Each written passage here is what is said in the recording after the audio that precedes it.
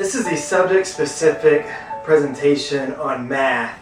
And in my experience, math education in Christian schools is often the weakest in integrating biblical principles. Often there's just something said at the beginning of the lesson that would say, whatever you do, work as hard as you can for the Lord, or say God is a God of order, which are true premises and can absolutely be developed. But then there's not a connection into the actual lesson. So it feels like integration tacked on the side, but not foundational. Because if it's foundational, then this lesson exists because of God's glory. And so we're here to examine where's His glory emanating through this lesson. It's a challenge. I think James Nickel has excellent material online at biblicalworldview.net. Also his book, Mathematics, Is God Silent? And just immediately you'll see the historical analysis of math and philosophy. And you realize people like Pythagoras, who obviously the layman like myself has heard of him through the Pythagorean theorem, but he saw such power in math and in the base number one that they actually created a cult where they worshipped one and had every number 1 through 10 with religious significance. And just like, whoa, math, if you get it, is absolutely germane to God and to glory. And as mathematicians see and taste the power of math, it's profound, its impact.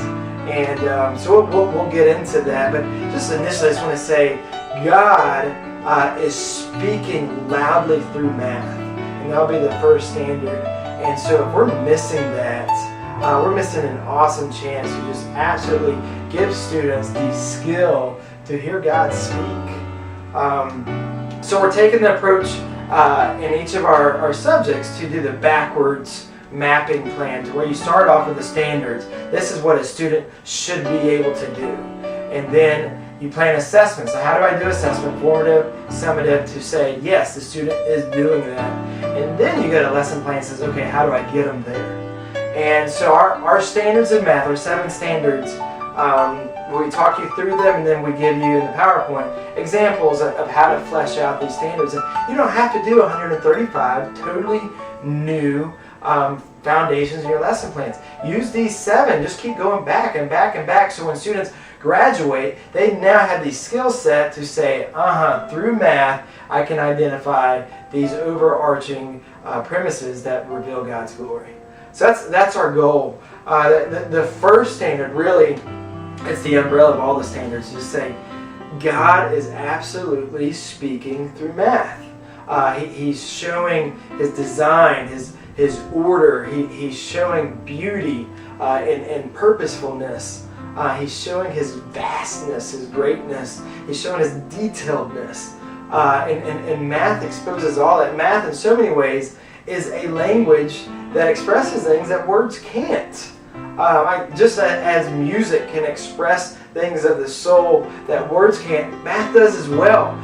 We can't really express infinity. But you get these ideas of, and I talked about in another talk, but with a parabola that approaches 1 but never is not equal to 1. So it keeps exponentially approaching it and growing closer but never crossing it, and does that for all eternity. Wow, what a great illustration of heaven and being revealed in His ever-increasing glory. So math just allows us to begin to quantify infinity, but also this super detailed and infinitesimal. That's language.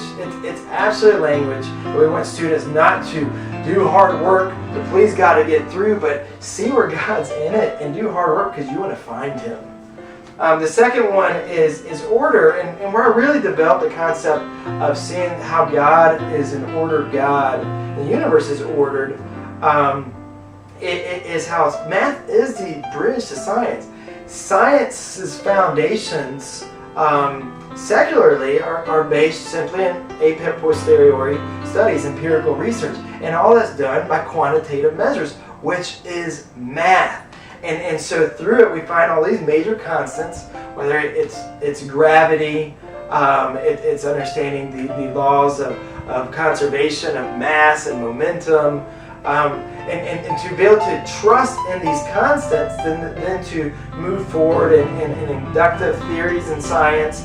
But it's the bridge, and you just realize, okay, one, God is ordered, but then God has created this universe as order, and He's given us a mind to realize that orderliness. Albert Einstein said the mystery of the universe is that it's comprehensible.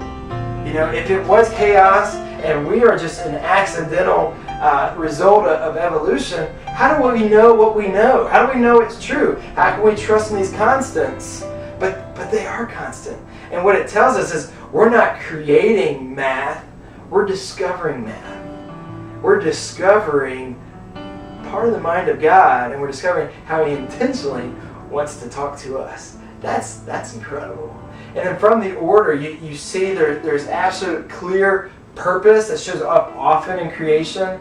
And so that's where math and science writers should work together. But the honeycomb by the honeybee is this hexagonal shape that if you do a calculus function off of it to measure what is the minimal surface area a honeycomb can have to maximize production of honey and minimize raw materials, the absolutely most ideal, most conservative formation is the honeycomb. It absolutely maximizes its usefulness. What purpose? That doesn't happen by accident, and yet the honeybee mind isn't that developed to know that. That's how God designed him, and so we see design mathematically also lead to purpose. That's our God, and throughout nature He's demonstrating that. And then the standard of just dealing both with the infinite and the infinitesimal. We've already talked about that. But have students really work through that, not just in the biblical rationale lesson plan, but all these develop word problems and examples that constantly flesh this out, and talk to science teachers to get more and more ideas. But I mean, what a great word problem to talk about the sun, that it's at every second it's doing a process of converting 657 million tons of hydrogen into 653 million tons of helium, and then where that other 4 million tons of energy matter go? It goes into light energy, which is what we receive a part of that here at the earth. But work through those vast numbers. I already gave you in another talk that the concept of flying in a Boeing at 500 miles per hour around the galaxy, and it would take 100 billion years. Keep working out numbers, count to 100 billion. How many seconds is that? Louis Giglio's talks, if you haven't seen them on how great is our God, are fabulous. And what he does is he takes the the esoteric, abstract, huge numbers, and makes you feel them tangibly. So when he talks about how many Earths can you fit into the Canis Majoris star, and he tells you the vast number, and he said that's the same as covering the state of Texas in 22 inches of golf balls. We get that. That gives me awe. Just saying, a huge number is just like, oh, that's a huge number. You gotta feel it, and that's the job of the math teachers, to make students feel these numbers and know this is a tool to be able to comprehend God's mind. The absoluteness and the immutability of math, regardless of time, language, culture. A pauper in the Shang dynasty that had one dog and got another dog now has two dogs, same as now. And this speaks so loudly to a postmodern culture that denies absolutes. And it shows the absolute nature of God, the immutability of God, but also the faithfulness of God. Then you get into beauty. Again, a crossover with science, but light and vision, what we see in the visual spectrum, that's all mathematically calculated. The sound, everything we hear, again, mathematically calculated. And so much of just the order in the universe is so beautiful, from the waves and the sea, the currents, and that man then, beginning to understand the mathematics, can learn to use God's knowledge to manipulate we get microwaves, we have radio waves, we're able to talk on cell phones. Like, get students to make the connections of, you begin to learn the order, begin to learn the beauty, begin to learn the structure of math in the universe.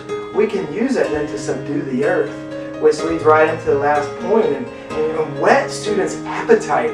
I think of Napier in the 1700s, where Napier discovered the value of E.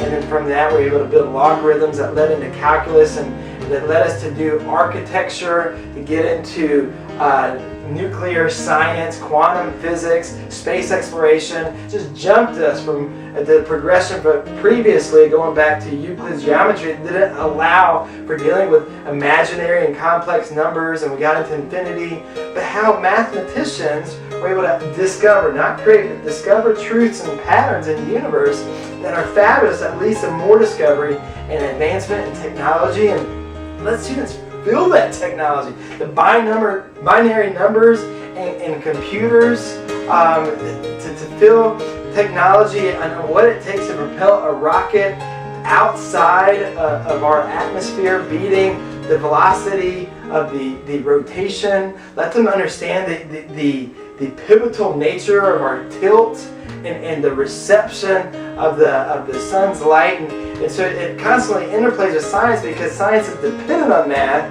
And how do we use that? How do we inspire students then to go forth in technology, go forth in engineering, and in so many different fields to subdue the earth? So that's math is just ridiculous, and where I just want to close is just saying, one, that we can know it, but two, that we see it's beautiful and that we can enjoy it. It just says, not only is God great, but He wants us to know Him, He wants us to enjoy Him, and math reveals that to us. And it's awesome. So we want to teach our students to speak the language of math, so even more clearly they can hear the language that Psalms 19 speaks of, that just pours out across the heaven.